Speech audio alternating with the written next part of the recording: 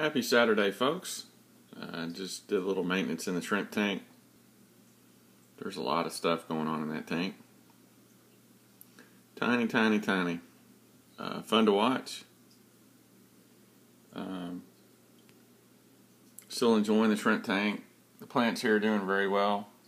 I still like the driftwood with nothing on it. And here you can see the this Christmas moss is starting to. I just cleaned I scrubbed the algae off the sides of the glass. It builds up in a few places. And I didn't do a perfect job. There's like a spot right there on the left. If you see the reflection, that kind of. But that's what you're seeing in the water. But I kicked up a bunch of stuff. But the moss, the Christmas moss, is starting to come back. You can see it starting to grow out. It will fill that area again. It's still there. Just going to let it grow back. But I still like to see, I'm sorry about the glare from behind me. Let's see if I can't get a better angle. There, that's better. I still really like to see that driftwood. It's just a pretty piece. I like this open area. This baby tier is just really filling out over here.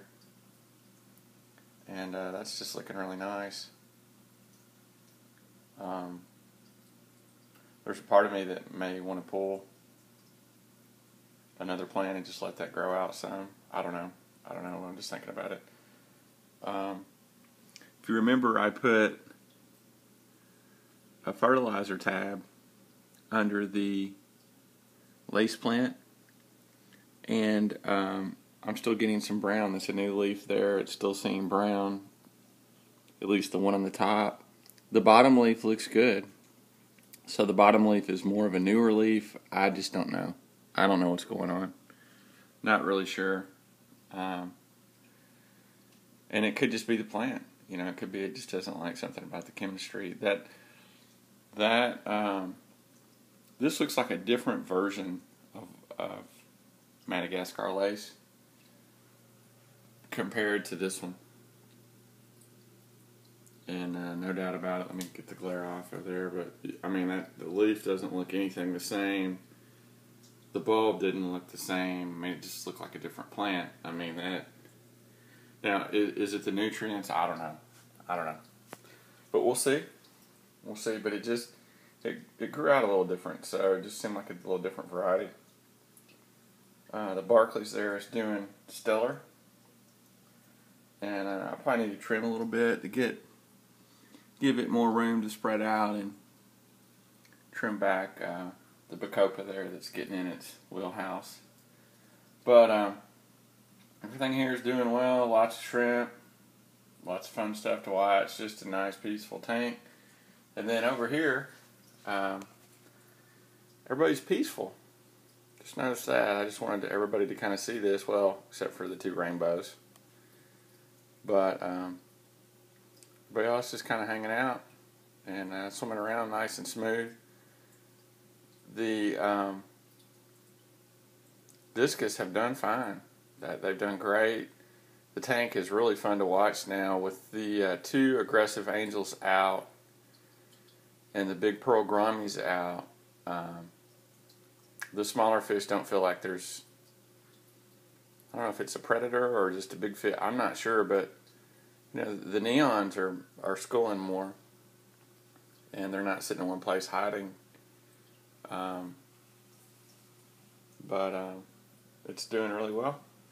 Happy with that. I need to feed them here in a little bit after this video. And matter of fact, I could put in some pellet now. I usually start the day off with just a small bit of the New Life Spectra pellet. And I keep saying this, but this is something that I heard somebody say that just really stuck with me, that the size of a fish's stomach is proportionate to its eyes. And so really you just want to give them enough, an eyeful. How's that? If that's a word. Which I think it is. But just give them that, and then try to do less quantity and more regular feedings throughout the day, which I just thought, that makes a lot of sense, because that's how it would be in the wild. I mean, it wouldn't be the Shawnee buffet bar once a day. I mean, they're just going to constantly catch stuff. I'm thinking about getting a bunch of ghost shrimp from the local pet store and bringing them home and putting them in there and just give everybody something to look for. I don't know. Some neat live food for some of the bigger guys. The rainbows, man, they can vector in on a shrimp like you just would not believe. They're pretty stealth, pretty quick. This is a female Bosemani right here. I've got one female Bosemani. I've also got a female turquoise right there.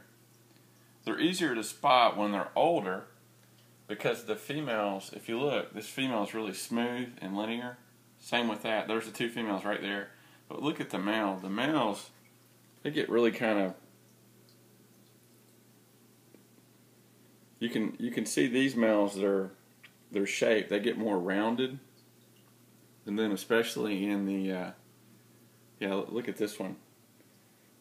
See that? He's way more rounded, circular, compared to the female that's right here. You see how smooth she is? They're both the same age. Or I got them at the same time. But the discus, they're out. There's 4 there. I've got a 5th one walking around somewhere.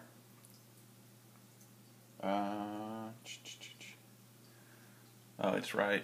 The 5th one's right under there. It's hanging out back in there. It's kind of looking for food. I'll put some pellets out now. The one thing I did want to show you guys today, this banana plant is the one that I picked off of the big pad. If you remember the pad that had the baby banana plant on it that had leaves, I did that like 2 days ago, and it's almost these two pads right here, almost to the surface of the tank, which is pretty amazing. And then that's how I plant them. You may plant different, but those are rhizomes, and they really just store energy for them.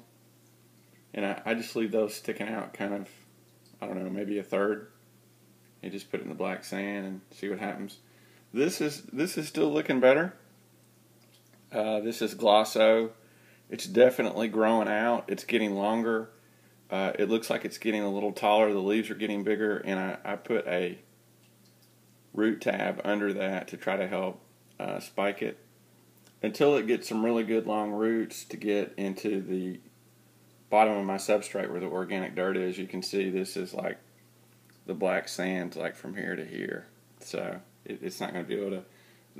This plant actually does get down into that, believe it or not. Its roots get down into about right in here. So, and then that makes all the difference. And that might be why this isn't running out as much. But the discus, I mean, you can see they're checking me out over in the corner. There's 3 right here. There's the 4th one, and then the 5th one's down there under that piece of driftwood. Looking for food right back here. There it is. But everybody's having fun. Everybody's hanging out, and everybody's looking at me like, give us some food. So we'll get this going a little bit. See how I do. Trying to do this one-handed. It's not that easy.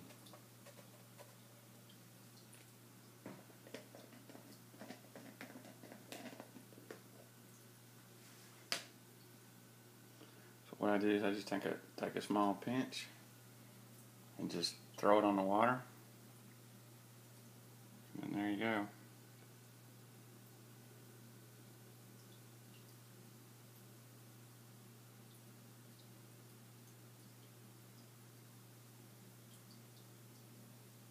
The discus usually just look for it on the ground, but they'll go after it.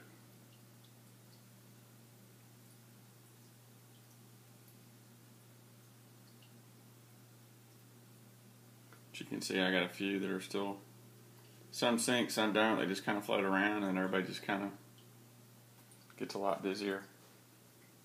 I'll add a few more pinches here, and I'll shut my canopy so I get the glare off. And then the beauty here is this stuff, I try to keep it in the front, and I have a bare spot, so what'll happen is some of that will land on the driftwood. The whiptail cat will come and, and the Siamese algae eaters. But I mean, everybody just comes and gathers it up. But I try not to do a lot in there, just a little. You can see the cories in the back, right in this gap, right there. They're starting to get active. They're looking for stuff. And then the glass cats will come out. And the discus are kind of looking. They don't really like that pellet that much. They'll eat the other stuff, but the pellet's probably their least favorite. They will go after it, but not like the bloodworms. Bloodworms get everybody going. But hey, thanks for watching. Hope everybody has a great Saturday. Appreciate all the kind words. And hope everybody has a great weekend. Take care. See ya. I'm just going to let this run for a little bit so you guys can watch them eat. But I'm going to stop talking now. Take care.